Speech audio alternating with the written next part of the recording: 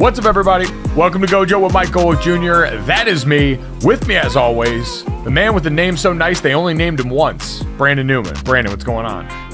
Ooh, nothing much, Mike. Happy it's a damn Friday. Happy we got to watch a little bit of good football. How you doing?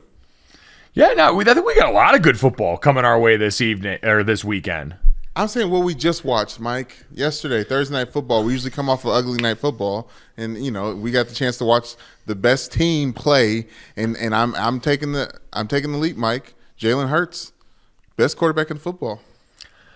I will not join you in making that leap, but I appreciate the energy behind that. He has been one of the best quarterbacks in football, and as we often hear, it is an honor just to be nominated. And you're right, coming off a good night of Thursday Night Football, good weekend of football, especially in the college front to look forward to. We got some people that messed around and found out, and some people that we found out about why they were messing around. We'll explain here pretty shortly on that front. We've also got, in addition to our picks for the weekend coming up gambling-wise, a new addition. Brandon's Spooky Locktober Underdog Play of the Week is no more. We have left October in the past. We've turned the calendar, and we will let you know what Brandon's got in the kitchen right now here. Something to help everyone out as we get ready for a long, cold, dark November.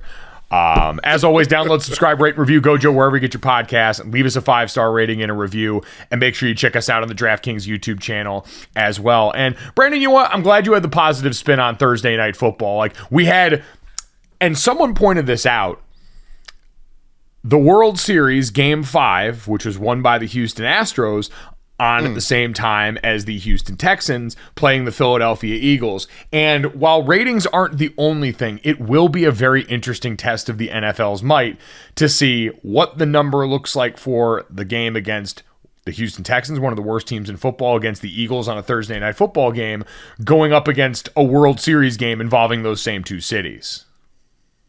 Ooh, yes. Because one obviously matters a lot more than the other. And one's on local television, the other one's on Amazon Prime. I was really interested because the Eagles are undefeated right now, 8-0, I believe for the first time in franchise history. If Philadelphia fans would have, and I'd imagine the answer is a very easy yes, traded an embarrassing loss to the Houston Texans on Thursday Night Football to win Game 5 of the World Series and have a chance to close things out. This seems like a very easy concession, so I probably would need to find a way to sweeten the deal as I say it out loud now. I mean, I can't imagine what Philly fans are feeling right now. They have to be tormented and torn. Well, as someone put, because I asked, we had the conversation yesterday about through this World Series run, if the Phillies were to win the World Series and Bryce Harper would have been the author of a couple of really big moments along this Major League Baseball postseason run, where would he have fallen in the franchise history, or excuse me, not in even the franchise history, but in the Philadelphia pantheon of athletes? Where would he be living in all of this? And I got a lot of really interesting answers, not the least of which was, imagine being Bryce Harper. Oh yeah, here it is. It's from Brian Robinson. Imagine leading your team to a chip with one of the greatest postseasons of all time, and you immediately become compared to Nick Foles. Because that's exactly the area that I thought he would fall into is, yeah, you weren't a homegrown talent. And certainly for Bryce Harper was a much bigger and more important acquisition for his city's team than was Nick Foles. But Nick Foles authored one of the most magical postseason runs that really was a part of cracking the foundation under Carson Wentz's feet. Because remember, that 2017 season, Carson Wentz was MVP Carson Wentz during the regular season before his leg injury. And then after that, nothing was ever the same because that city was so addicted to Big Dick Nick that they couldn't possibly go back. And so that's why he gets this outsized bit of importance in the conversation. I hear you, Mike, but I feel like I would give it to Doug Peterson more than I would give it to Nick Foles. Like, I understand that Nick Foles was the quarterback and he made the plays, but LeGarrette Blount and Doug Peterson in the Philly special, is Doug Peterson I can't give all that credit to Nick Foles. Is Doug Peterson in the Philly special statue?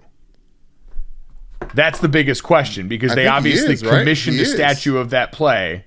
I think he has a statue outside the stadium. That's why I feel like he's Comparing Oh yeah, the two it is. Yeah. It is. It is Doug Peterson talking to Nick Foles on the sideline in that infamous conversation. So yes, definite 1A and 1B. But you know how it is, man. Like once it becomes Big Dick Nick and all this conversation, he takes it's always going to be more of a player's thing than a coach's thing. So I just thought that was interesting because that is the run Bryce Harper's been on. He's a much more important overall, was a more important acquisition, but Nick Foles was the quarterback during that postseason run. And so he's going to get a lot of love for the way that went. Either way, we'll get to the Phillies more in a little bit because we had Hoagie Gate going on during the Game 4 of the World Series. Brandon, for the Eagles on Thursday night, 29-17. So, it's the NFL. You don't see, especially on a short week, many blowouts the way that we do in college. Even as bad as Houston's been so far this season, 1-6-1 now to the Eagles 8-0, they're still an NFL team. There's still NFL talented players on that team.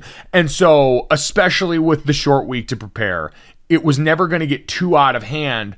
But I think the one biggest takeaway from this, because Jalen Hurts still went out there and for the most part played really clean football. Houston scored first and the Eagles responded with an 18-play drive. And it wasn't one of those choppy 18-play drives where it was marked back by a bunch of penalties. It was just slow, methodical, a march toward the demise of Houston where you saw how in control Philadelphia was.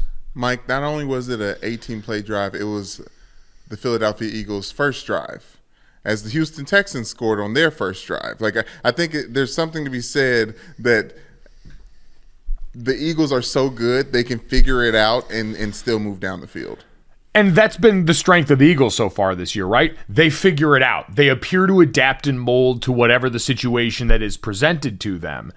And I thought it was really interesting going into this game because this game ended up playing out. It was tied. It was, I believe, tied at halftime.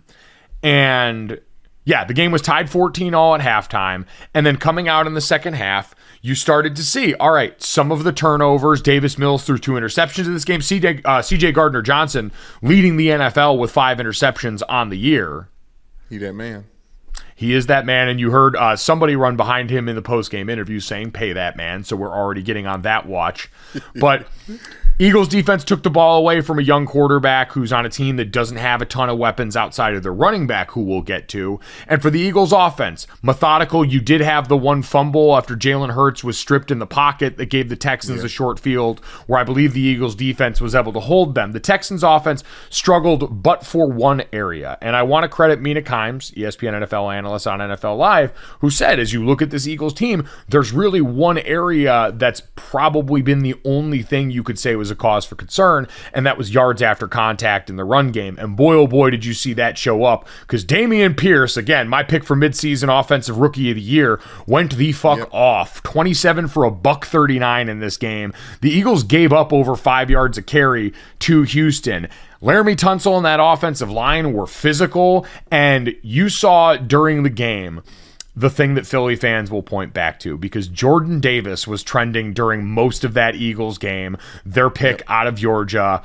The man in the middle who's dealing with an injury right now will be back this season, supposedly. But Brandon, you've clearly seen it. People early in the season were doing what's really hard to do in the NFL, which is run splits with and without one player on the field, because football is a lot harder than doing plus minus with 5 guys on a basketball court.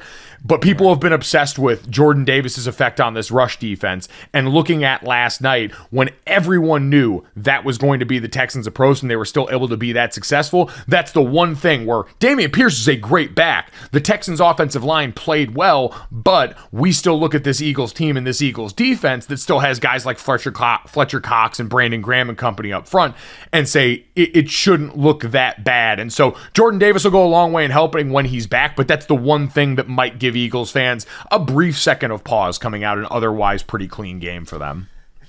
Yeah, I think Lovie Smith gave them a good test on defense. Like, this is the first time that the Eagles went into halftime without a lead.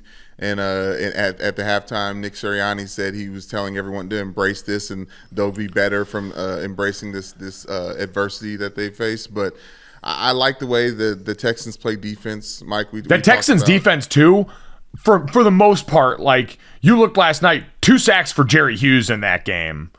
Really like stud performance there. He's a guy, certainly a veteran in this league and been around for a while. But you looked on the back end, like we talked the other day about their secondary and what we've seen from Derek Stingley Jr. But Jalen Petrie, who was another highly rated pick out of Baylor, the two of them almost combined for a pick that they missed in that game that could have been huge off a tipped ball. They've got a bunch of young guys in spots that can excite you between those guys in the back end there. Running back, we talked about in Dameon Pierce. But what comes with a young team and a new head coach is these kind of growing pains that lead you to losing to what's right now, spoiler alert, in my top 5, because Buffalo fucked around and messed up my cover last week, the number 1 team in football. Ooh, okay. Now we're both on the train. We're both no. Yeah, you're on the Jalen Hurts is number 1 quarterback in the NFL train. Bridge too far for me, but I will say now the Eagles the best team in football, even though Buffalo's probably going to be in that spot again next week. Okay, thank you. It's a 1 week punishment. 1 week punishment. I don't know, Mike. I feel like they're there, but just so I can wrap up what the Houston Texans are doing, I would. Immediately when Lovie Smith was hired, everyone thought it was a save face hire, the same way that they the hire the year before. What's the Texans head coach? Was the Texans coach? Oh, David Culley. David Culley, yes, that same type of energy, Mike. But there's something about Lovey, maybe because he's been there before and he's coached in the Super Bowl. But I believe in the Texans, especially with all those draft picks to come. And I know that we're in the F them draft picks era, so maybe they can use those for weapons as well. But like they have too many assets over there for the Houston Texans and a decent foundation for me to not pay attention to them going forward. The quiet part that I think is the most hopeful for the Texans is that, and this happened without tons of fanfare. Now, I don't consume as much national TV as I used to, and so forgive me if I missed this leading first take one day, but usually I can see those things pop up. They fired Jack Easterby a couple weeks ago. Yes, like that happened. Jack Easterby, who had been, a shadow figure in the front office coming over from the Patriots, someone who rose up from essentially being a team chaplain to being the VP of football operations and was sowing all these seeds of discord inside the organization, seemed like a very toxic presence, got fired with really out much fanfare. And for what a tire fire that organization had been between the Deshaun Watson stuff and Jack Easterby's presence, for both of those to now be gone. And to your point, Brandon, the most draft picks in the draft next year, including 2 first-rounders. I think 10 or 12 draft picks in the following year, including 2 first-rounders. 10. F them picks works if you're close. Having these picks works if you've got a lot of things that need to change on your roster. And the Texans still have a bunch of things they need to change. I mean, we haven't even gotten to disgruntled Brandon Cooks coming off the NFL trade deadline. Oh, my gosh. Yes. So, yeah, you're right. Sitting out. You're right to look at the Texans' future. So, yeah, Brandon Cooks sat out this last week of practice.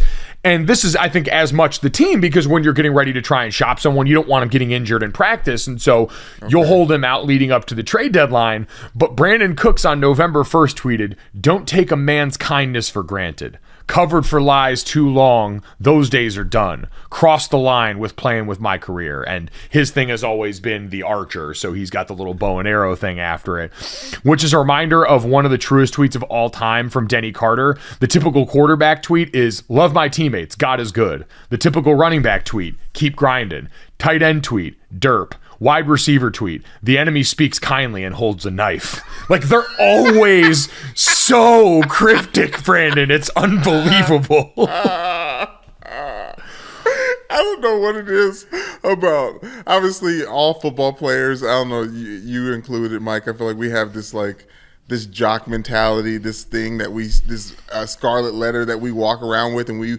want to prove to people how intelligent we were. So we'll throw out a big word or two. But what is it about those wide receivers and the DBs that literally think they're I can't say the word right, but Aristotle. Philosophers. Yes, thank you. Yeah, no, Brandon, I think it is by nature of being the positions that have to talk the most. Like having outsized confidence at wide receiver and defensive back is something that can legitimately elevate you beyond your physical skills. If you're someone that goes out there with that unwavering belief, you got to talk a lot of shit to exist on the perimeter. And when you talk a lot of shit, that means you just talk a lot in general. When you talk a lot in general, you're probably thinking of yourself as someone who's pretty good at talking in general, and thus Aristotle on the microphone when it comes to Twitter. Because most offensive line rooms, you're getting fined if you're talking to the media. And I can't imagine what an offensive line room would do to you if you tweeted out what Brandon Cooks tweeted out as an offensive lineman. The kangaroo courts in those rooms tend to rise up and tend to take some money out of your pocket pretty quickly. Hey, and meanwhile, Brandon Cooks is going to get welcomed in the wide receiver rooms like, hey, bro, spit the truth, bro. You got to make sure they stay woke. Man, they need to stop playing with you. Hey, they need to stop playing with you. I'm with you. I couldn't retweet it. I couldn't retweet it because my contract. But yeah, I don't got it like you, man. Like I'm still waiting on the bag. But in the meantime, just know, like, I meant to text you, but I was on a plane and I didn't buy Wi-Fi, and so I didn't have service. But I rock with you. So, yeah, that's what the Texans have been dealing with. So, again, the future is the long term for them. They have carved out some of the worst parts of what had been plaguing that organization. And in the meantime, the Eagles went out there and managed to weather that first half storm and get a win. So, that portion of Philadelphia doing decently okay. Now, Brandon, speaking of people who have said things assuming they were more articulate than they are. No, articulate's not the word. Who felt themselves to be more philosophical and deeper in thought than they actually are. We had a case yesterday of two very interesting things that happened, because the phrase "fuck around and find out" is pretty popular right now. Yes, it is. And we had, I think, someone who fucked around and found out in Kyrie Irving, who has been suspended 5 games by the Brooklyn Nets for the reposting of a documentary and a book containing deeply anti-Semitic thoughts and images. And we had on the other side someone we found out how they were fucking around in Daniel Snyder and him acquiring Bank of America, him and his wife, to explore a potential sale of their team or potential transaction around their team. And so, Brandon, which one of these do you want to get to first here? The one who fucked around and found out, or what we found out about the fucking around? And I apologize for all the F words. This is a little more than usual. Sorry, kids. I want to hear first about the guy who was fucking around. All right, so Kyrie Irving. So no, is that it? Yeah, that was how it was phrased. It was a poorly worded prompt by me. Let's talk about Kyrie Irving. I thought the person they found out would be Kyrie because he got punished, and the one who was fucking around was Daniel Snyder. I'm apologizing. Again, I misread it. I probably messed up this prompt. I was trying to be clever. It clearly didn't work. At GoJo Show on Twitter, please yell at me. No, let's talk Kyrie Irving, because this one also had a late development last night that I think is worth adding to this. So again, the Nets announced that they were suspending Kyrie Irving, and if you look at the timeline of all of this, Brooklyn tried to go and smooth this situation out prior to that, where they released the joint statement with Kyrie Irving condemning anti-Semitism, saying that they were going to donate each, Kyrie Irving and the Brooklyn Nets, $500,000 towards causes that would help in the fight against hate speech and discrimination, all the usual playbook that we see for handling these situations when you don't want to affect someone's ability to help you on the field or court. And so you had that go on with the Brooklyn Nets, where it's like, all right, you know what, we're going to go ahead and you're going to put some money towards a large idea of a cause, and we're going to try and get back to basketball, as we have just fired our head coach and are now circling around hiring Ime Udoka as the head coach. Then Kyrie Irving got in front of the media again, and he was asked, really at the point of all of this, 2 questions. Do you have any anti-Semitic views, and are you sorry? And because the answer for those questions could not be, no, I do not have any anti-Semitic views, and yes, I am sorry, and you can go and watch Kyrie Irving's interviews for yourself. It is another tour de force of inconsistent word salad that tries to put him in a position where he believes he is the smartest one in those conversations being had.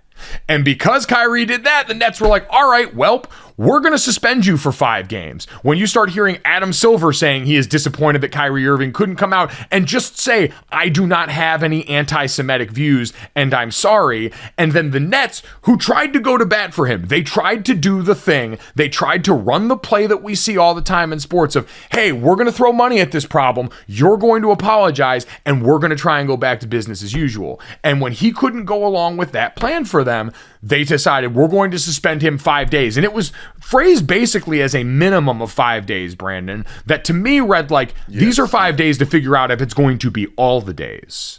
Like, this is 5 days for us to get our ducks in a row and see if you're going to go back on any of this before we decide this is more trouble than it's worth for a team that has been bad right now. We can't have you continuing to undermine us when we have given you the easiest possible off-ramp for this.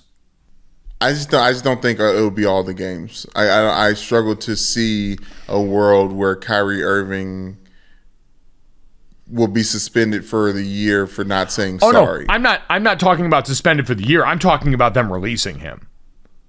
Like them. Oh, okay. Like that was my thought was, is it going to be 5 games so that, because this is 5 games without pay. And they said he is currently unfit to be associated with the Brooklyn Nets. Like, all of this is pretty damning for an organization that, again, he made them look really bad in public. I don't want to make it seem like anyone here is really taking a moral high ground, because the Nets had a chance to come out here and really make a stand on this, and they tried to run the normal playbook on this. And so it's not like a moral high ground thing. He made them look bad in front of company because they tried to go to bat for him, and then he went out and would not go along with that, would not go with the script that they had laid out before him. And so now they had to do something because they've been getting punked inside this organization all summer, right? You had the stuff going on with Kevin Durant. Like, this is not an organization that has looked like it's been in control. And we know sports organizations love nothing more than feeling like they're in control. And with this one, it's very easy to get on their side because when anti-Semitism is involved, especially given this current climate, like, man, there's just no room for this right now. We have real dangerous shit happening because of the words of people like Kanye West and the posts and the refusal to go back and say I'm sorry of people like Kyrie Irving, like credible threats to the FBI against New York synagogues type problems and type danger that these things have put people in. And so you had all that go on. And I legitimately thought the Nets might be in the range of saying we have to release this guy. Like, we cannot be associated with this based on what Kyrie has said in his, I mean, it was all pride, Brandon. It was stubborn pride in front of those microphones. So, and that's one thing that I have an issue with, Mike, is not only that it's pride, but it's pride disguised as heritage, or pride as disguised as like speaking up for the voiceless. He's a bit of a martyr in a lot of ways, and I that's why I have an issue with him, Mike, because I feel like he is hanging his hat more on the martyrdom of these causes than the actual victims that are coming along with him trying to stand 10 toes down on this stance, Mike. Because and I think, outside of him being suspended, Mike, I'm happy that he didn't apologize. I don't agree, obviously, with his stance, but I don't want to be lied to when it comes to these instances and these moments, because he hasn't gone through the proper education to come to the conclusion that he should say sorry, so he didn't at the time. He didn't, and that's a good point in all of this, Brandon, because since all that happened, Kyrie Irving then took to Instagram much later on, super late last night after Thursday Night Football, after the World Series, which again feels very news dump-ish in its own way. Mm-hmm. So you could read into this a lot of ways, but I want to keep in mind what you just said there. Kyrie Irving had a chance to come out and do the right thing right away and say, hey, I posted this and was not clear on my intentions for why. I don't think there can be a lot of good intentions with that, but that was at least the chance that Kyrie Irving had, because again, the core of this and what's in that video sends a very negative message to a large group of people who have a bunch of people that are ready to hate them. Like, there are clearly a bunch of people that were waiting for someone to come out here and publicly say the things that they could co-sign in the way that Kanye West has and now Kyrie Irving has been a part of. And when Kyrie Irving didn't do that, it sends that signal out pretty loud to not come out and immediately stamp this out and say, no, that's not what I meant. I am not anti-Semitic. I am very sorry for being associated with this, with the Alex Jones video. That is not who I am. I am about sticking up and doing right by my heritage and my people, and here are the ways that I want to communicate that better. That wasn't what happened. And so now we get the apology portion of this. And Brandon, it's very interesting what you bring up. So Kyrie Irving took to his Instagram and posted this caption. I apologize, it's long reading, but I feel like this is important.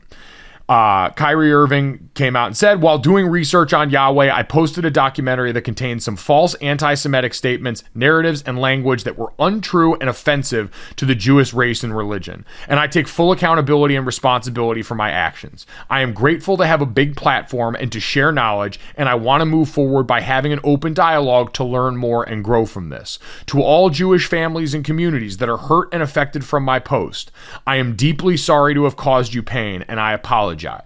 I initially reacted out of emotion to being unjustly labeled anti-Semitic instead of focusing on the healing process of my Jewish brothers and sisters that were hurt from the hateful remarks made in the documentary. I want to clarify any confusion on where I stand against anti-Semitism by apologizing for posting the documentary without context and a factual explanation outlining the specific beliefs in the documentary I agreed and disagreed with. I had no intentions to disrespect any Jewish cultural history regarding the Holocaust or perpetuate any hate. I am learning from this unfortunate event and hope we can find understanding between us all. I am no different than any other human being. I am a seeker of truth and knowledge, and I am who I am. And so we always do the grading apology things. Like, he actually said, I'm sorry and I apologize. And it wasn't couched in a bunch of, if you felt hurt. It was, no, to the people and the communities that are hurt and affected by my coach. So all of those things. But Brandon, to your point, late at night, after we already had the defiance very publicly in front of the microphones here. This, to me, was the first thing I had seen from Kyrie Irving that said he still wants to play basketball. Like, this looked like the statement from someone who wanted to keep their job. And I don't know Kyrie Irving. I don't know if he's truly sorry at this point, Brandon, but I know what you pointed out. The damage is already done. And what this is about is bad actors and people who had fostered nonsensical ideas about their hatred in Jewish people being tied to the things that are holding them back, or whatever the root of some anti-Semitism is that may be lurking below the surface. Bad actors and groups that were waiting for someone to publicly co-sign the things that they had been feeling privately already feel like they can use Kyrie as a totem for that, and are going to look at this now and see this and say, well, he was forced to apologize by his boss. He's being held back, and now, to your point, is even more of a martyr to the people who believe he's being persecuted for not doing anything wrong. And so this might, and I would guess based on the way the Nets reacted, probably save Kyrie Irving his job by coming out and very clearly stating in this, yes, I am sorry, I have done damage, I am going to do better. But at the same time, I don't think it absolves him from what's gone on in this situation. It might get him away from it, and it might get him time, but to your point, there's already been a lot of damage done. Yeah, I mean, like the Boston Celtics former head coach, like, he's going to end up coaching somewhere eventually, possibly with Kyrie, and the reason why he's no longer with the Boston Celtics is still going to be fresh on everyone's mind. But Kyrie seems to be used to playing with this drama, and he's always at the center of it, Mike. And other stars get aged out. I feel like Kyrie Irving is looking for doors out season in and season out. What you're saying is what a lot of people had echoed is it does not seem like Kyrie Irving wants to play basketball. And that's the one thing that I'm saying is I had seen that chorus and I had thought, like, maybe this is a guy that really just wants to not be burdened by having to worry about what his bosses think about this, what the Nets think about this, what Adam Silver thinks about this, and really thinks he's at a point where he just wants to go out here and speaks whatever he believes his truth is, no matter how loud wrong it is and no matter how many times he's told that. This was the first instance, this apology, where I thought, oh, okay, this guy actually might still want to play basketball and make all this money.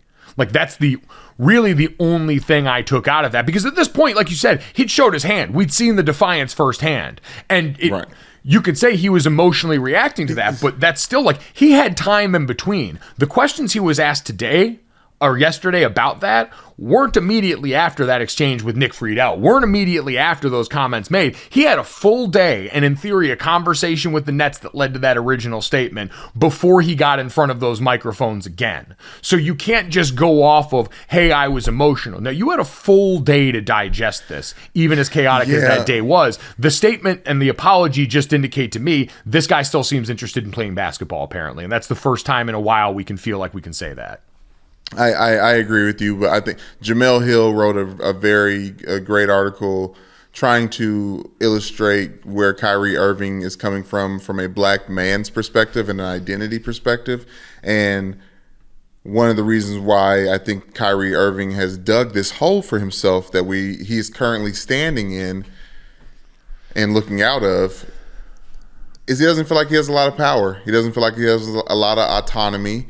And when he does feel like he has power, or where he does feel like he has power, is on social media, and that is now getting policed too, rightfully so, when you have the platform that you do have. So in that instance where he was able to say I'm sorry, I think he was hearing, or he was feeling like he was being told how to think, and not realizing that someone is telling you how to think because the way you're currently thinking is dangerous to a large group of people. I want to just slightly rephrase some of that, right? Okay. I want to rephrase policing what he has said, and I think it's holding him accountable for what he said. Like, having a platform means you get to say things. It does not mean you get to say things and not have those things challenged. That's, in theory, Kyrie's whole worldview is I'm going to challenge what I've been told. And so you can't turn around the other way, and when people challenge you, try and shut that out because you believe you're the one holder of the truth that exists. Right. And then the other part is he wasn't I don't think, being told what to think. It's, hey, we're showing you this has hurt people. Like, we're showing you examples of these are people, as you try and say, I can't be anti-Semitic because I know who I am. And that was what Kyrie's default answer was when he was asked about that is, I can't be anti-Semitic because I know who I am and I know my heritage. When people are showing you, no, this is doing real hurt. You're not being told what to think. You're being shown a perspective outside of your own. But because Kyrie Irving appeared to interpret all that as an attack, we got the response we did. Like you said, he was emotional because of the labelism the labeling that was coming towards him. So, like when all of us, when we get emotional, we defend ourselves. And I don't want to sound like I'm caping up from Kyrie, but from a human perspective, he is not like the rest of us. He is, but when he is like the rest of us in the sense that when you're attacked, your knee-jerk reaction is to defend yourself regardless of realizing just how wrong you might actually be. Well, and it's, Brandon, I think this is something that, and people have brought this up, right, that what Kyrie Irving is a part of is a lot of what we have seen black players and black men and black people go through in this league and in life in general. Like, Kyrie Irving's reaction to that is the same that we see from a bunch of people who wrongly react when they're told, hey, you're doing something racist. And people hear racist and go, oh man, you're calling me a racist. I'm not a racist for X, Y, and Z reason, and react really strongly. And it's like, I may not even have made that accusation. I'm just saying what you're doing, and you're being told by people who've been affected by that, that is racist. The same way Kyrie Irving is being told this is anti-Semitic. And then responding because it's striking a nerve inside for whatever reason. And that's something that he's got to grapple with. So I don't want to keep talking about this because I know we're going to move on to the other person. But he's the fact when he's standing on saying that he's speaking facts to everyone and bold-faced looking at people, it's like, I'm speaking facts. That's factual. Talking about occult stuff. That's the irony of the whole thing. It's like, yeah, but you see the lack of facts that you're pushing out, and also the fact that the things that you're stating are facts are anti-Semitic. Like that's a fact. Yeah. So I just it's again, it's been a lot of word salad. It's been a lot of condescension, and it's been a lot of a desire to be the smartest guy in the room. That's now ended with a written apology on his social media. coming off of the 5-game suspension. Like, again, the chronological order of events matters in this. Yes. That is in response to the 5-game suspension that he has received. That now we'll see. This seems like something that could very well keep him his job based on what we've seen as the response from the Nets. The other person that you just mentioned in that, Brandon, was the current owner of the Washington Commanders, Daniel Snyder. And we talked about yesterday, him and his wife Tanya had enlisted the help of Bank of America to potentially explore options around any transaction. It was phrased very carefully to not outright say, we're going and selling the team. But it was the first real indication we'd had of that. And we went, I guess Jim Irsay's comments at the owners' meeting really mattered. Man, we made jokes about Taylor Swift not putting FedEx Field on the tour, all these things. And then, according to ESPN, the U.S. Attorney's Office is opening a criminal investigation into the alleged financial improprieties by the Washington Commanders. It's the same day a report came out that the Snyders have hired Bank of America Securities to explore a sale of the team. According to the ESPN article, it appears that the Commanders, quote, concealed shareable revenue from the league, a.k.a. the other owners. So, Brandon, on the same day he explored that... Concealed... It just so happens to apparently come out that the U.S. Attorney's Office is opening a criminal investigation into him skimming off the other owners here. And how about that coincidence? And when money crimes are really criminal, when the people that are the victims are other billionaires. Yes. Ooh, shit, messed up now. When the other people are the ones who have the chance to vote on your future. And remember, that was what Jim Irsay was talking about at those owners' meetings, where he said, we need to do something about this. It's that idea that you need a majority vote. You need 24 of the owners to oust him. And before, when it is about, like you said, we know how this league works. Before, when it's about the way you have treated your employees, all of the allegations about your toxic workplace, all of these things that we've known about for a while now with Daniel Snyder, that wasn't to do it. But you get caught fucking with the cash. So Daniel Snyder looks like he has been looking for the escape hatch of, why don't I just go become richer by selling this team to reportedly Jeff Bezos and a potential group involving Jay-Z. Apparently RG3 has $400 million and is trying to bring along 10 fans with him to be a part of it. Oh, I did not have that on the bingo card, by the way. I knew RG3 was breaded.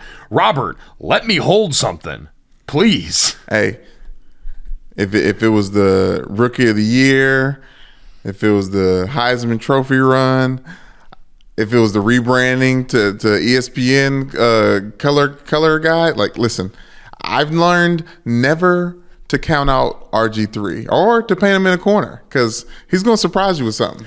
RG3, who was at one time... He wrote a book. He just wrote a book. RG3 has gone from, at one point in time, wasn't he on a golf course throwing footballs at palm trees training at some point?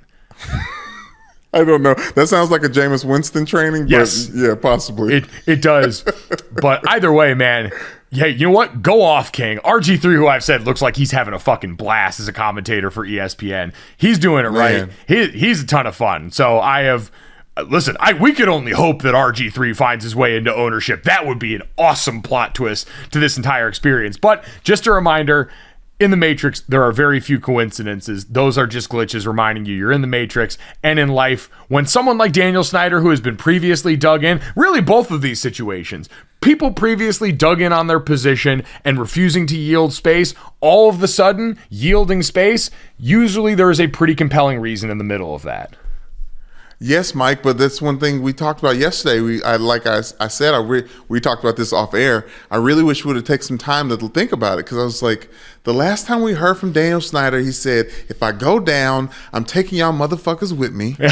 And then the next thing we heard, he's willing to sell? Like, we should have known, like, he got the news he was about to go to jail.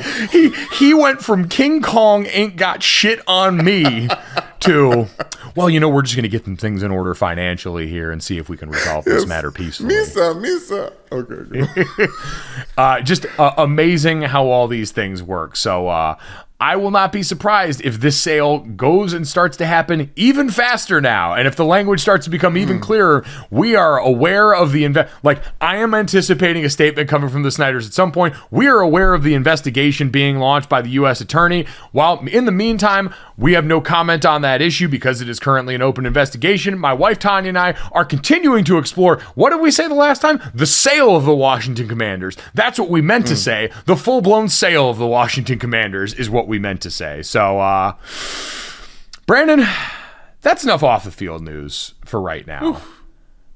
We got a lot of on the field stuff getting ready to happen this weekend. And the NFL is going to be interesting this weekend because we have so many teams on their bye this week. Last I counted, we have 6 teams on bye this weekend. There's only 2 games in the 4:00 window. So get yourself prepared. Have other things going on. You're going to get to watch basically 2 games in their entirety between the NFL Red Zone channel with Scott Hansen in that 4:00 window. So enjoy that treat. But Brandon, in college football, we got the big dogs this weekend. We had the first round of college football playoff rankings, and it has given us now 1 versus 3 Tennessee and Georgia.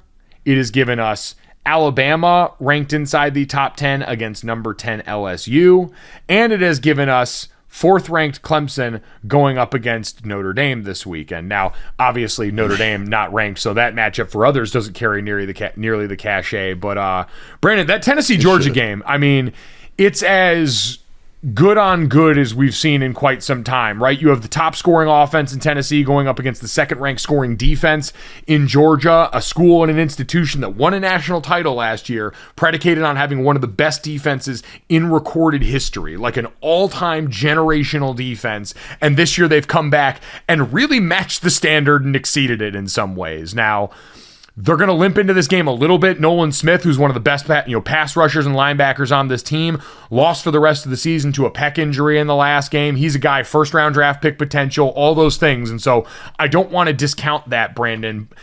It's so strange going into this. I really feel a belief in Tennessee. Tennessee is a big-time dog in this game. Georgia is over a touchdown favorite. Really? I didn't see the line. Yeah, Brandon, currently a 7.5-point favorite on DraftKings is Georgia over the number 1 team in football. It's a good reminder that Vegas sees the top 25 and the top 10 very differently than everyone else. We already mentioned on a neutral field, Michigan would probably be favored over Clemson, who is in the top 4 in front of them. So you've got all those things there. But Brandon, for this game, it just feels like an easy. It feels like an easy underdog pick, Mike. Tennessee has proven, and I'm not even doing the Hendon Hooker versus Stetson Bennett thing, but I could. You could, Brandon. I think it's more like Tennessee's a really complete team. Pass defense-wise, yeah, there's some things to worry about there. They've been bottoms in a lot of places, but I even look at that, what they were able to do against Will Levis last week, really hold him to very little production. One of his worst games as a starter at Kentucky. And also the fact that that's not the strength of Georgia. You look at that Georgia offense, the strength is the tight end room. It's Brock Bowers. It's Darnell Washington.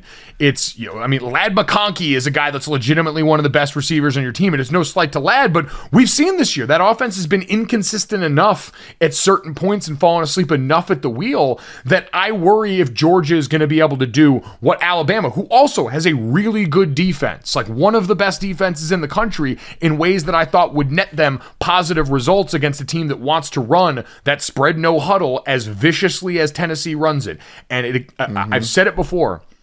Tennessee runs the most purified, distilled down version of this spread no huddle. You are going to see receivers the full length of the field. You are going to see this thing go turbo speed, 13 seconds in between snaps, deadly efficient during this operation on offense. And they were able to go out there and get Alabama, where Kirby Smart came from, and someone who defensively operates with a lot of the same principles, at least at the core of what him and Nick do. They were able to get that defense confused and communicating poorly on the back end enough to have breakdowns. They just happened to have the reigning Heisman Trophy winner in Bryce Young, who was able to help throw them into that game and make that thing a shootout. I worry if Georgia's going to be able to do that. I think Tennessee can win this game. I would probably pick Tennessee to win this game. There's something about the college football committee, Mike, where I hate taking their opinion as valid, but they know what they're talking about, at least from that top 6, they know exactly what they're talking about. And in that, I'm referencing the fact that they put Tennessee over Georgia for a reason.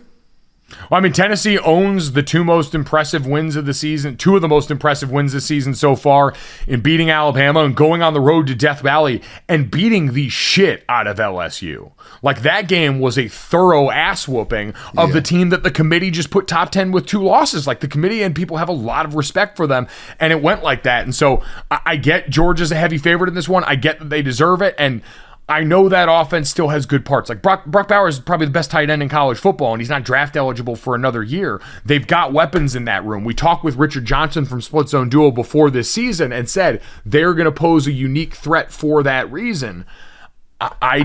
This Tennessee weapon is so unique on offense, and Hendon Hooker has operated it to such perfection so far that I really think you're going to need to be able to score. If there's anyone fast enough to run with them on defense, I'll say this: it's Georgia. Fast, lethal, and efficient. You saw that this past weekend.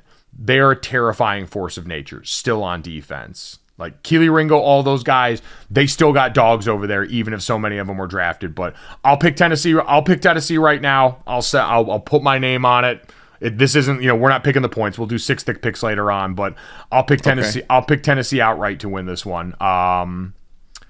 And will be interesting to see, because we talked about so many of the scenarios surrounding the college football playoff.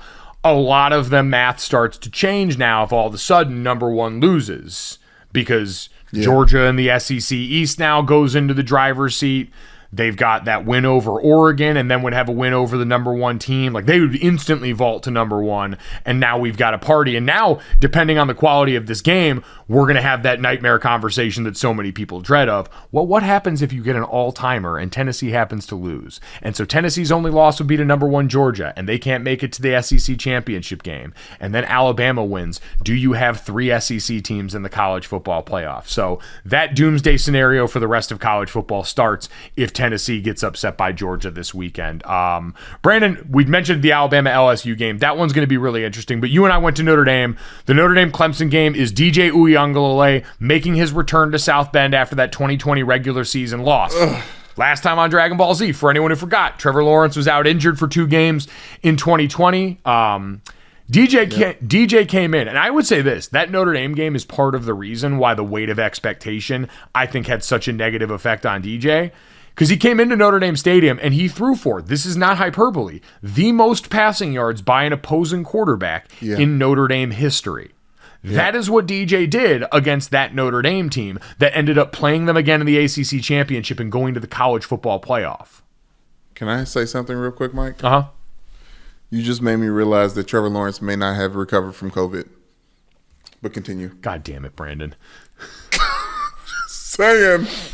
He recovered enough to whoop Notre Dame's ass in the ACC title game. I'll say that, but we know it's not the same situation for DJ going into this game. He was benched in their last game against Syracuse for Cade Klubnik, the 5-star freshman quarterback who came in and helped ignite that team to come and beat a Syracuse team that had turned them over a bunch and really made a mess of that game. Clemson is 3.5-point favorites on the road in South Bend at this game. Notre Dame is coming off a win against that same Syracuse team, and I think that's part of why they're getting a lot of respect from the numbers here, Brandon, is because people are doing wrongly the transitive property thing and saying, well, Notre Dame beat the shit out of Syracuse on the road. Clemson almost lost to Syracuse at home. They had to bench their quarterback. Like, clearly something sideways is here. I don't know if it's as close as that, Brandon. I'll say this. Notre Dame can absolutely win this game. I'm not picking them to win this game. They can absolutely win this game because we've seen Clemson's offense be inconsistent throughout this season. We've seen DJ be inconsistent, and they've given the ball away to a Notre Dame defense that we know, among other things, is going to cause havoc for you up front. And if there's an advantage to be had, it's Notre Dame's offensive line or defensive line against Clemson's offensive line. Because Clemson's offensive line's got good parts, but we know always struggles with top-end performance. That's been a position group that has never performed to the level that has been set around the other positions in that offense, right? Running back, wide receiver, quarterback have always outpaced that group in front of them. And so Notre Dame's got a chance to make it ugly there. They're totally dependent on what day they get from the quarterback. That's the beginning and end of it, because Notre Dame's offensive line's not going to have as much fun as they had against Syracuse, where they ran all over them and Audric Estime had a day. This Clemson offensive line's got dudes. Brian Brazee's one of the best. Like I said, Brian Brazee reminds me of Chris Jones a lot in the middle of that defensive front.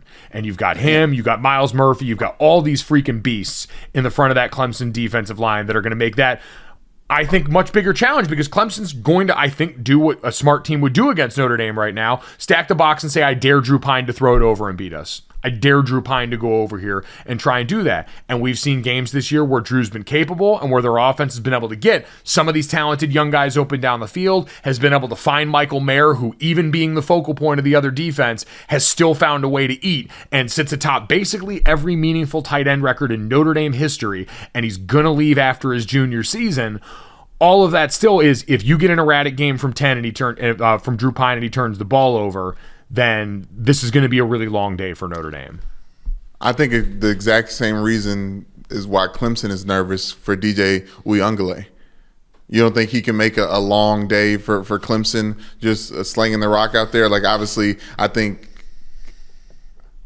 Notre Dame tends to struggle with new quarterbacks in the mix, and obviously DJ Uyunglele did what he did the last time we saw him on that field. To your point, we saw that in the Syracuse game, right? Syracuse's only sign of life was when Garrett Schrader was benched due to injury in the middle of that game, and you saw a backup quarterback go in, and Cade Klubnik is a lot better than the backup quarterback that they saw last week. Now, he's still a freshman, wasn't asked to put the ball in many compromised places in the passing game, but offered them a lot in the zone read run game in that second half against Syracuse. Yeah, I think this is just it's hard for me to remove my heart from this game, Mike, because I don't know what I can't look at these matchups and think rationally when it comes to Notre Dame. Like, when it's an opportunity for Notre Dame to take down a top-rated team that is hobbled in the sense of, like, their strength of how strong they're standing at the top, I feel like that ball bounces in Notre Dame's way. Like, as embarrassing as that loss is in Marshall, Mike, and I know this isn't like strictly college football numbers analyst, but I feel like we need, and we are going to expect a balancing out on that field. Like, a Marshall loss compared to that Clemson win is going to give everyone feeling a little bit better about everything going on with Marcus Freeman right now. So I'll say this, Brandon, to that point. A lot got made, and I heard it during the last Notre Dame broadcast against Syracuse, of Notre Dame's record home versus road this year. Mm-hmm. So much of that is a product of who they're playing, right? Notre Dame's got wins on the road against a North Carolina team that's ranked right now, a Syracuse team that's still ranked right now, and a BYU team that was ranked. Technically wasn't a road game. I think Notre Dame was the home team for that game, but it was off-site.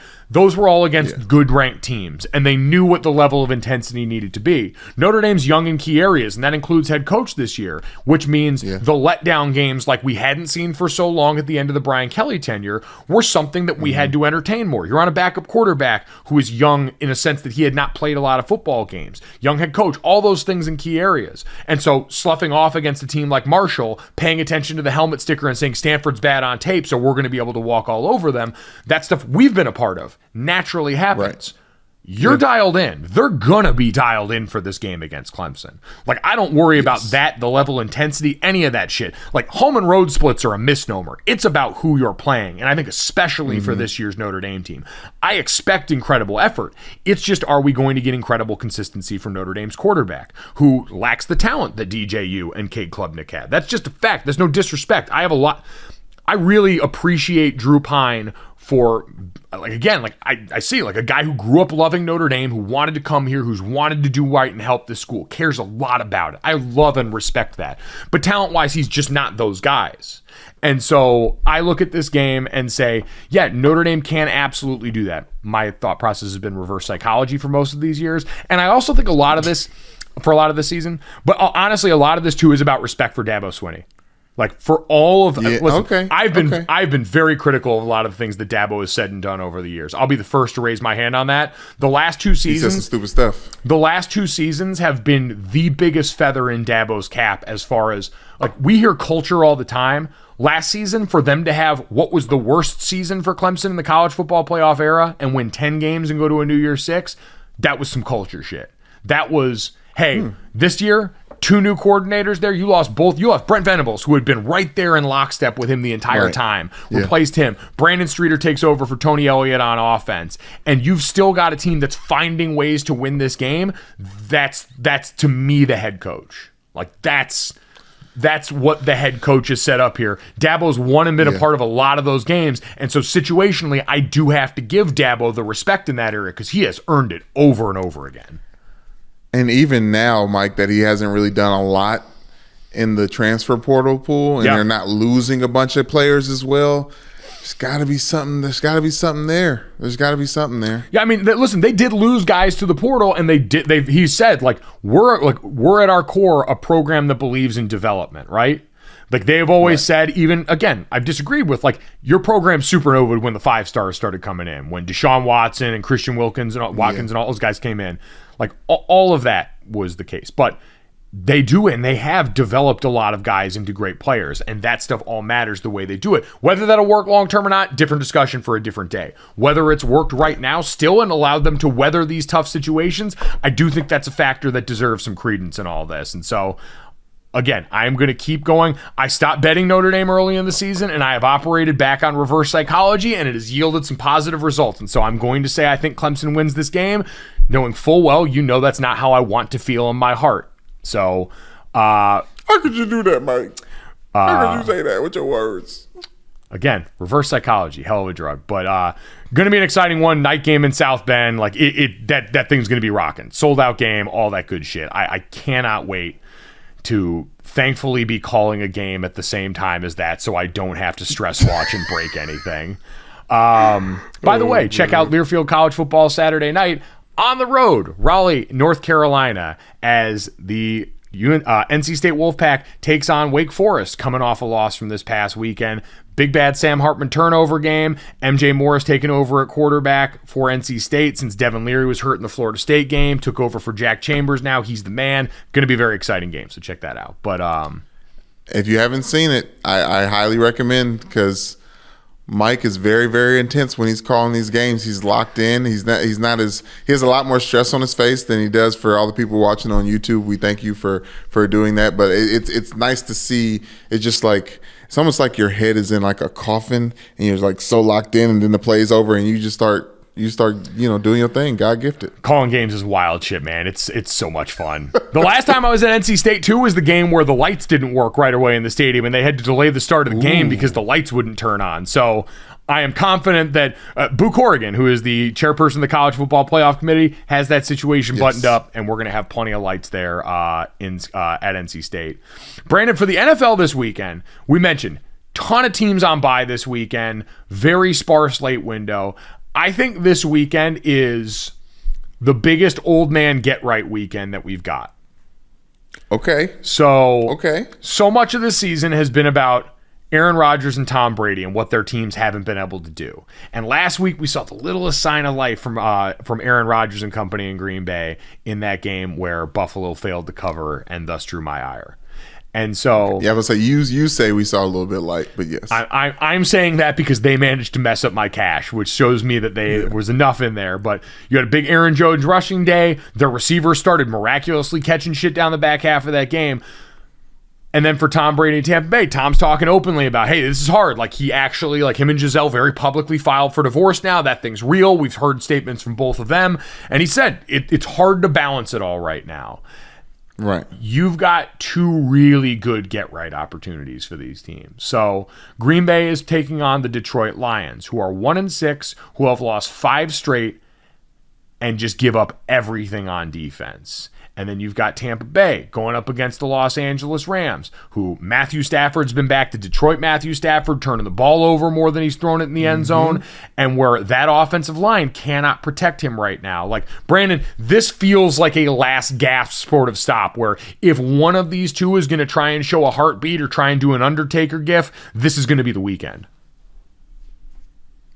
But who between those two is more likely, honestly? Green Bay. Green Bay's going up against the far more inferior opponent, right? Like Aaron Donald and Jalen Ramsey, as much as that defense has taken a step back from the year prior, they still live there and at any point could go off. Leonard Floyd got his first 2 sacks of the season last week. There are things that you still have to account for there. And you've also got Cooper Kupp on the other side. Like that's still been a potent weapon in that offense.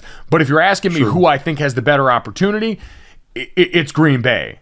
Like, the Lions are giving up, or the Lions. But didn't the Green Bay's always like plays with their food when it comes to the Lions, don't they? Like it seems to be always a little bit more competitive than it should be, especially when Aaron Rodgers has to play at Detroit, which is the case for this game. I'll say this, Brandon, just based on what the Lions have been giving up, especially on the ground so far this season, going up against a Green Bay. Like, Green Bay, you saw in the last game, we figured so much of this season would be tied to their identity in the backfield. And for the early portion of the season, it's been passes behind the line of scrimmage. This Green Bay offense has been so low and slow in the passing game. It's been really hard to watch. It's quite honestly been really boring to watch. And in that last game, they just decided, man, we're going to hand the ball off to Aaron Jones and let good things happen. And it did against a markedly better defense in Buffalo's. Yeah, no, you're right. I was giving you crap about it, but the Packers, I mean, it's one of those teams that I don't want to sound like a broken record, but they do look better than their record suggests. But I think it's because it's Aaron Rodgers, who's coming off of a back-to-back MVP year, that you would I mean, it's the Packers as well.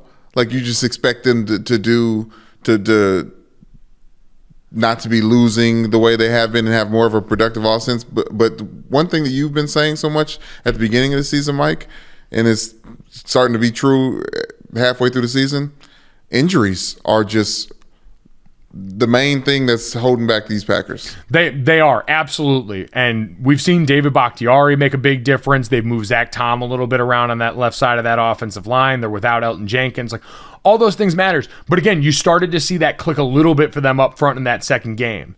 And the Lions are allowing over 150 rushing yards per game, third worst in the NFL right now. They've allowed 1.9 rush touchdowns per game. That's the most in the NFL. That defense has been a get-right game for everybody. And for the Packers, you started to lean into that portion of your offense in the last game. You've got a defense that, even when they know it's coming, has been willing to give in that front. This seems like the spot where the Packers, if they're going to get right at all, I will say between the two, I think they have the best chance. Yes.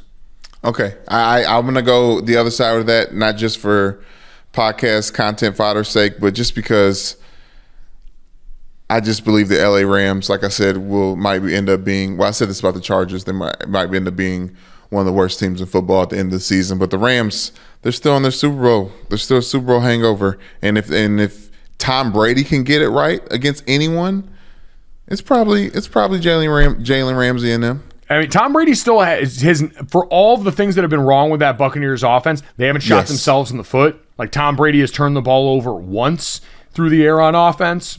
And the Buccaneers, and he has plenty of yards. The Buccaneers defense too.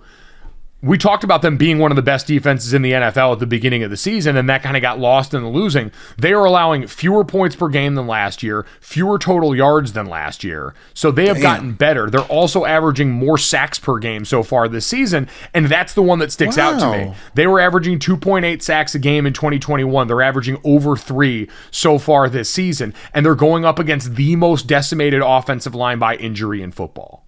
Wow. So this last game, to see them getting bullied was skewed what I know to be true, because it seems like Todd Bowles, as a defensive coordinator turned head coach, the team has gotten better on defense. Well, they've improved. Which is what you want. They've improved statistically on defense, right? We've seen players like Devin White have struggled mightily in that game. There were certainly portions of that against defense that you can exploit. It's just going to be a matter of, and listen, Sean McVay is as capable an offensive mind. Him and Liam Cohen are as capable of offensive minds in football as we've seen. And both of these teams still have a lot to play for, right? Both of them are within 2 games of first place in their division. The NFC South's been terrible, and the NFC West right now has been dominated by San Francisco and the Seattle Seahawks, and they're still only 2 games out of first place. So they've got a lot to play play for on both these sides. It just kind of goes back to the Super Bowl theory from the Tampa Bay Buccaneers when they beat the Kansas City Chiefs is eventually if you can't protect anybody and you've got a quarterback that takes chances and puts the ball in harm's way, that's going to hurt you enough to lose you football games. And Tampa Bay's good in just the right spots to go ahead and make that really a problem for them. So those are, again, high stakes for two quarterbacks who we're writing their obituaries right now. Both have a chance to come off life support this weekend. Brandon, you and I have a chance to come off life support after last week because the picks were not cute around here. Not cute at all. Six thick picks, which is 6 picks, 3 college, 3 pro every weekend that I give you, were abysmal last week. We went 1-5. It was ugly. And so we're going to try hard to get off the schneid this week.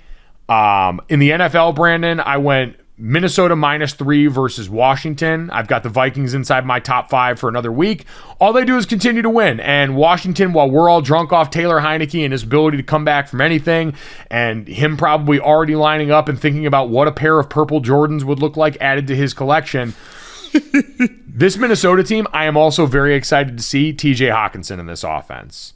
We talked about one of the things with the Lions going up against the Packers is everyone's like, oh, well, DeAndre Swift and Amon-Ra St. Brown are healthy. They've been the 4th best offense in points per game behind the Chiefs, the Bills, and the Eagles with those guys missing a bunch of time. You're not going to get a ton better on that side of the ball in a way that I think is going to meaningfully affect shit. It's going to be about the fact that your defense has nothing that's like there's no cavalry coming for them. Not to mention because the guy that was closing that gap was TJ Hawkinson. Yeah, he was the guy that, you're right, when he was filling in, when all those guys were gone, TJ Hawkinson had his biggest and best game. And so now that guy plays for a Vikings team that we know with Kevin O'Connell wants to make use of the tight end. Irv Smith a little banged up. And so I got Minnesota -3 against Washington, Seattle +2 against Arizona. Seattle still not getting respect, especially in this outing. I know part of something DK Metcalf was questionable during the week. It looks like he's going to be able to go in this game. That seems to be cleared, and I think that will certainly have a big tilt in their favor. We know DeAndre Hopkins has helped out. I don't know if it's double XP weekend for Call of Duty or not, but all of these things, Seattle +2 against Arizona. And then dipping back into player props for the first time in a while, Brandon.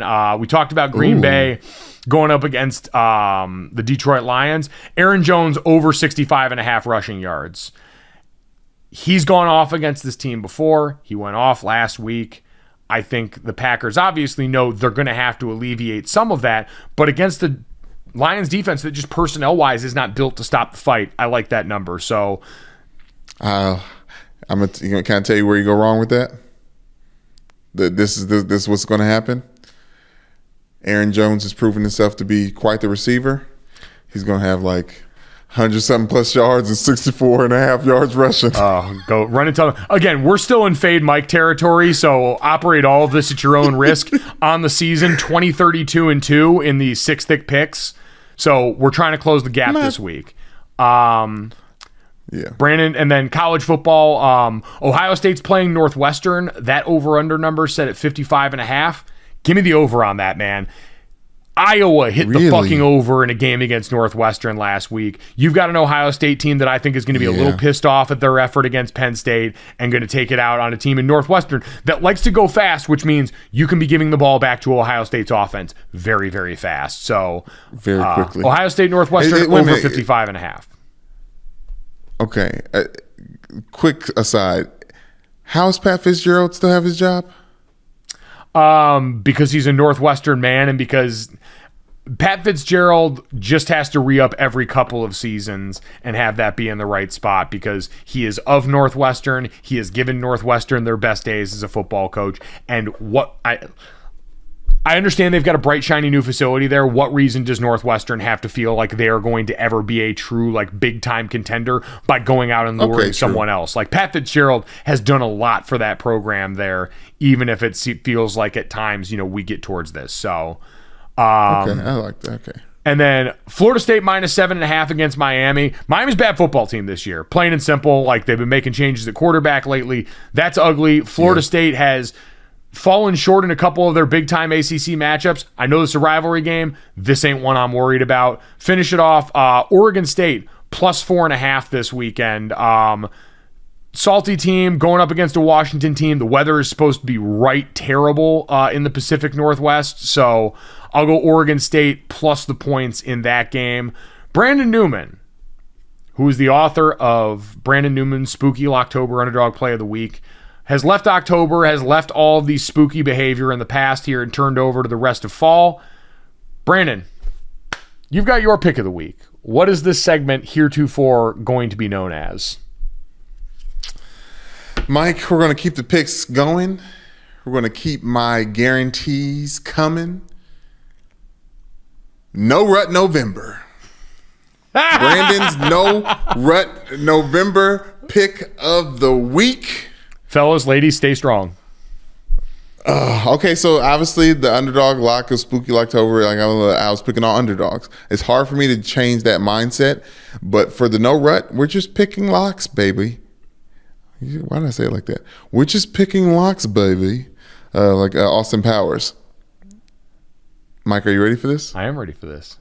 The lock of the week is the Seahawks +2 against the Arizona Cardinals. There we go. Signed, sealed, and delivered, Brandon. DK Metcalf and Tyler Lockett, full participants the other day in practice. Seems like that's trending in the right direction. Geno Smith, listen, I'm convinced. I'm with you, Brandon. So you and I are both riding with the Seahawks this weekend. Lock those in. Got to. Hashtag fade Mike. But those are 6 thick picks. Those are No Rut November. Brandon. Wait a minute, Mike. What? I can't pick the game you picked. Yes, you can. We can ride with this together, Brandon. Okay.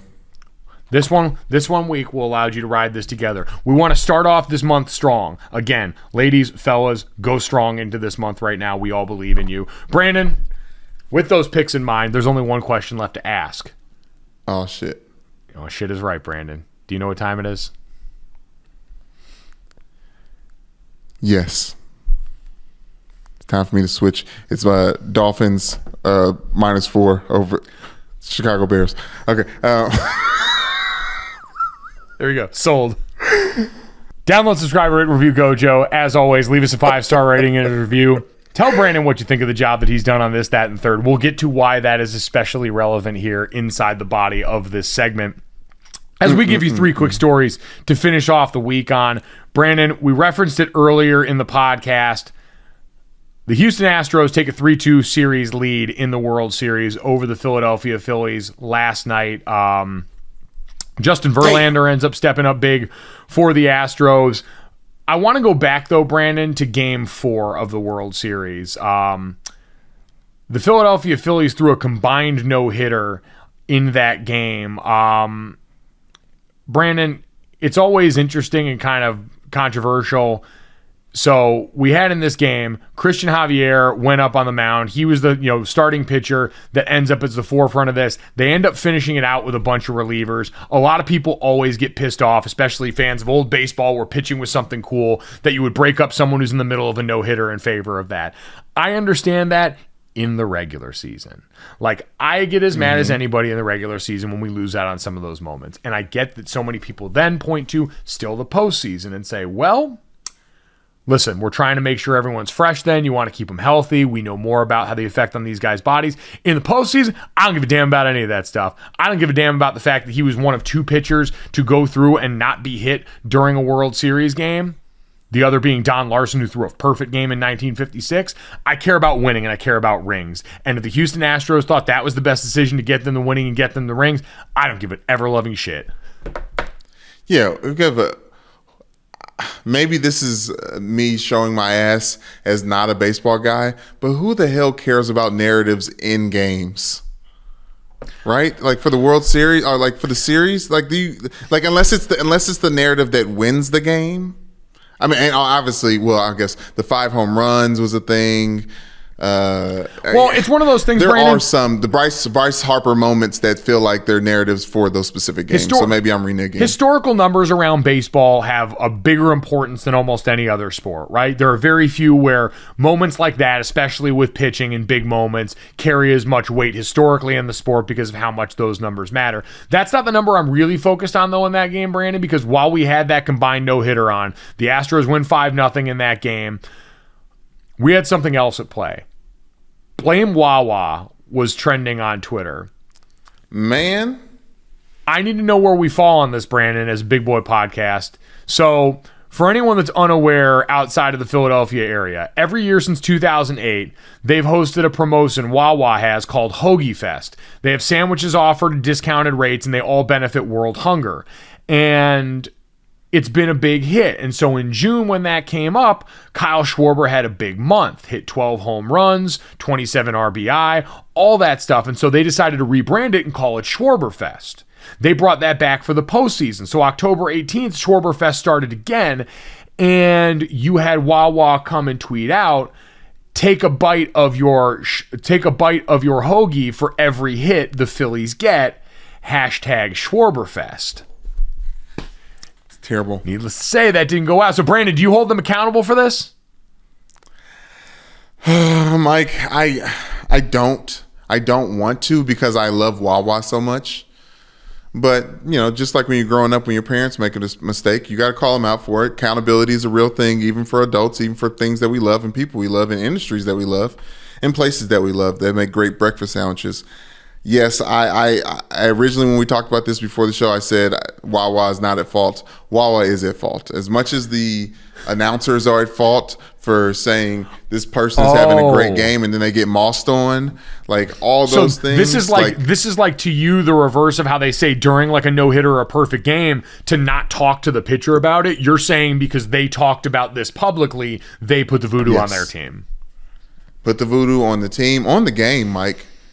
On the game, you got to be careful with your words, and I think they put a voodoo curse on the entire game. Everyone was watching with a hot hoagie from Wawa in their hand, and they could never take a bite. It got cold. It did get cold. A bunch of cold, dried out hoagies. I think that's the biggest crime of all of it is that these sandwiches, in theory, went unloved because we know how superstitious sports fans are, and I can't have that kind of waste. This is supposed to be a cause that goes to benefit, and we don't need it taken away. I will say that's some Philly on Philly hate too. Well, no, unfortunately, and it's an interesting message because Philly had flipped the script on that during this postseason. I forget if it was in the Phillies game in the postseason or if it was in an Eagles game, but Santa Claus came on. No, it was in the Phillies game because I saw Jeff Passan tweet about this from ESPN that Santa showed up on the Jumbotron and got cheered. And remember, that was Philly's gripe for so long was that even Santa Claus got booed and got harassed inside their stadium. So that was a big growth moment for Philadelphia. And I feel like this Wawa jab was done out of love and frustration. And so I'm not going to put that on Philly. I'm going to say they still very much love Wawa. But like you said, it's when you're inside the family, you got to have uncomfortable conversations. And so that was just an uncomfortable conversation with a sandwich. Brandon, I want to have a different... Devontae Smith mentioned he loves Wawa sandwiches. Is one of the main things he eats. Heisman Trophy winner for the Philadelphia Eagles. He feels connected in this in some way, shape, or form as well. But continue, move on. I apologize. Brandon, I want to get to something here that was the reason you chose the This, That, and the Third song that you did.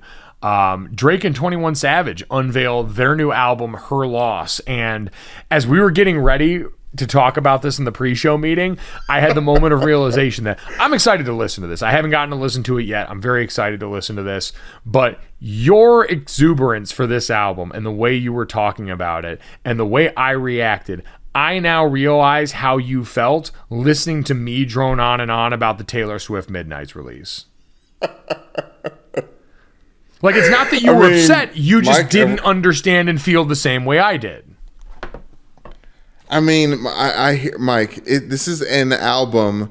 For one, Drake with Friends is always really good. And I know it may be the antithesis of Taylor and what she does when she gets in her bag, but Drake really only gets in his bag when he is with others that are currently live in their own bags. And 21 Savage is that person. Like, Drake is being forced to rap. Now, what I thought there was no promo for this album, Mike, this joint album between 21 Savage, London's finest, and Drake Savage, Top Boy, Toronto's finest, this international rap album that's coming out, I realized that in Drake's surprise album, Honestly Nevermind, Jimmy Cooks, one of the only just straight rap songs on that album, was promo for this. That was 21 Savage, Drake, and Project Pata.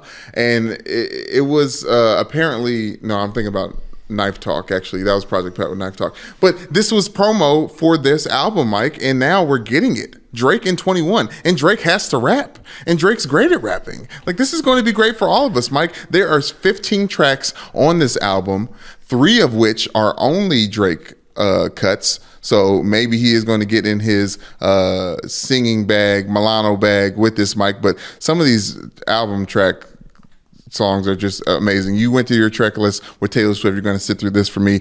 Starting off, this 21 Drake album called Her Loss with the album cover art of Lord knows what. God bless her, whoever she is in her grill. Rich Flex, followed by Major Distribution, followed by On BS. Then Back Outside Boys. That one's only Drake. Then number 5 coming in back with 21, Privileged Rappers. Number 6, Spin Bout You. 7, Hours in Silence. 8, Treacherous Twins. 9, look, it got confusing because Circo Loco. I thought it stuck in the Spanish word. I had to slow it down. Number 10, P Word in Millions featuring Travis Scott. 11, Broke Boys. No. 12, Middle of the Ocean. That's back with just Drake. Followed up by another Just Drake song, which sounds really crazy, Jumbotron Shit Poppin'. Number 13, More M's, joint track between 21 Savage and Drake. And then 21 Savage has his own album, or has his own track, 3 a.m. on Glenwood. I lied, there's 16 tracks. Then I guess it's F Me finishing up the album with only Drake. You can probably guarantee that is going to be a singing song. Whew, Mike, Her Loss. Is that not how you feel about everything? Every girl that's ever left you, every one that's ever thought about you and wrote you off too early on in your own journey? Like, her loss. It doesn't even have to be a her. It's their loss. It's them. Yeah, I mean, no, I wish I kind of had that blind allegiance to myself. I generally tend to be a little more like, all right, well, maybe there was something I was doing wrong that I need to examine here and go to therapy about. But, that's cool, too, to approach it that way. And sometimes that can be productive. Like, Brandon, I have no doubt that this is going to be good. I just do laugh that Drake's response to how poorly his last album was received was, oh, I need to go get someone that everybody likes. And, oh, wait, everyone liked the one guy that was on that track that I rapped on in the last album, and you guys really didn't like me doing dance music worse than Beyonce did? Like, I should say, Beyonce did dance music well. Drake did it comparatively a lot less well. And so now he's diverting back to this and using 21 Savage to be like, hey, like, you guys are going to like this because look who I brought with. No, Mike, this is what he does. This is someone he's been collaborating with for a very, very long time, Michael. This isn't just like him picking up the hot Brandon, boy. you know what it is? This isn't. I'm just ticked off that he faked a Tiny Desk concert as a promotion for this. Okay. I missed that. I didn't talk about that. Now, to drudge up attention for this, they did a fake Tiny Desk concert, which was amazing, as Mike just it wasn't amazing because I was like, it wasn't amazing. They faked it. It was amazing. How do they fake it? Mike, of course it was fake. There's never been a Tiny Desk concert for new music. Everyone should have known that it was going to be fake. That's why I was like, wait a minute, how are they doing a Tiny Desk of original music? I thought they would have done a Tiny Desk concert of their old songs to promote for their new songs here. I look forward to Tiny Desk concerts so much, Brandon. It's one of the purest sources of joy in my life. You silly boy. I know. I feel you. I hear that. And then they also faked a Howard Stern interview, which was so very silly. And then also faked a Vogue cover shoot, which is just, that's where you can get mad at Drake, because it all worked. And they just sit back and waited, and they just told people, hey, it's coming out now. It's coming out then. And I can't wait to listen, Mike. I can't wait to listen. Early on, I want to try to tell you it's too early. No one's even started. I don't even know what the hot tracks are. There's no stars on Apple Music yet. It's fine. You know what, Brandon? We'll give it time. We'll let it marinate, and we'll see if it can erase the sting of what that last album was. That's fair. Brandon, let's finish this thing off with a third. This one's very simple. Before I left ESPN, I was a part of a big international incident at the Duke's Mayo Bowl. I got the U.S. the ire of Australia as a country. I drew the ire of an R&B legend, and I made a lot of people question my sanity by dunking Oreos in mayonnaise. That was a game where the winner of the game was doused in mayonnaise. Shane Beamer, the head coach of South Carolina, after their win against North Carolina, got a whole Gatorade cooler full of mayonnaise dumped on him, thus continuing the tradition of bowl games dumping their bowl's namesake onto different coaches. We'd seen that at the famous Idaho Potato Bowl and the Cheez-It Bowl, yes, among others.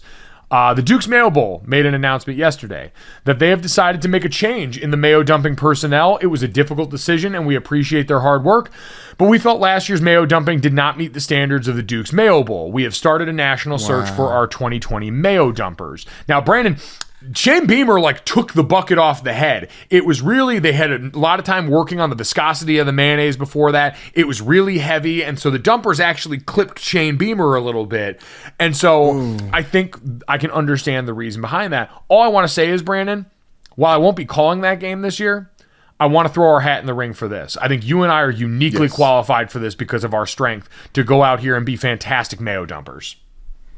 Strength, agility, angles, right? Which is important while chasing the coach for dumping purposes, and also just angle. Yeah, well, I would say angles when it comes to dumping the cooler as well. You have to be strong enough to hold that very heavy mayo.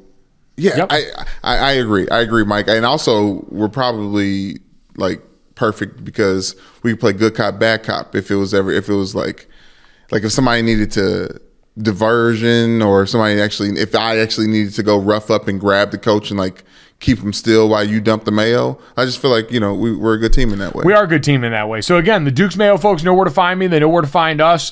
They're, friends of the program because I'm a friend of their program. And so we just want the chance. We want the opportunity to go and show you guys what we can do as both Mayo ambassadors and also Mayo dumpers. So at GoJo Show on Twitter is where you can find us. At Duke's Mayo Bowl on Twitter is where you can help us campaign to be the Mayo dumpers in the 2022 Duke's Mayo Bowl. We hope that you're not being held against your will to listen to the end of this podcast here covered in mayonnaise. Download, subscribe, rate, and review GoJo wherever you get your podcasts. Leave us a 5-star rating. Leave us a review. I'm serious, we need some reviews. That helps stuff. It helps people know what we're about around here and helps them know that you're liking what we got. Also, make sure you check out the DraftKings YouTube channel. We got all the interviews up from this week, including the Princeton Fant from yesterday, part of the number 1 ranked Tennessee Vols that are getting ready to play that game against Georgia. Go to the DraftKings YouTube channel, subscribe, and check out the GoJo with Mike Bullock Jr. playlist. Have a great weekend. Thank you, guys. We love you. We'll talk to you Monday. Bye. Bye.